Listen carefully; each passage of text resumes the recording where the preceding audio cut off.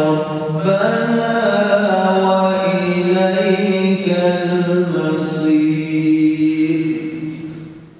Кырсыктан шейит болгон түркиялык бордошторго арналып Куран окулду. Ага Түркия Республикасынын Кыргызстандагы атайын жана толук уйгарым укуктуу элчиси Ахмет Садык Doğan өзү келип жума намазын окуп, эли үчүн дуа кылды.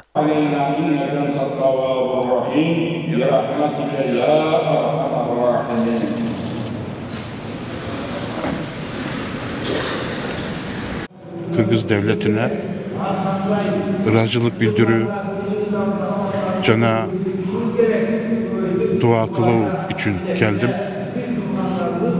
Kırgız eline Kuday Kırgız'da da yaşayan diasporalara, bağrımıza, İslam ümmetine densoğluk versin, tınçlık versin.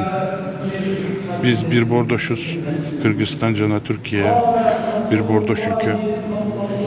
Oşul için ben ülkem atından, Türkiye atından Kırgızistan'daki bir bordoşlarımızlığa çoğun razılık bildirim.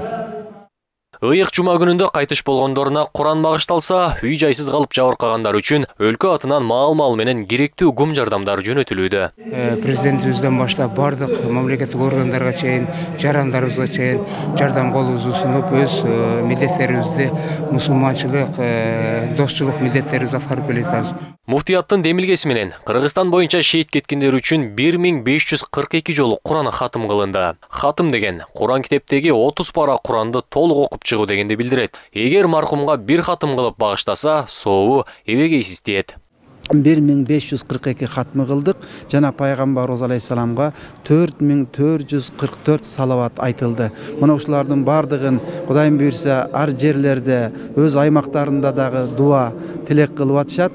Белгилей кетсек, Түркияда кырсыктан көз жумгандардын саны күн сайын өсүүдө. Бүгүнкү күндө дээрлик 20 000ге жакындады. Асылбек Байалиев, Жакшылык Исаков, ЛТР, Бишкек.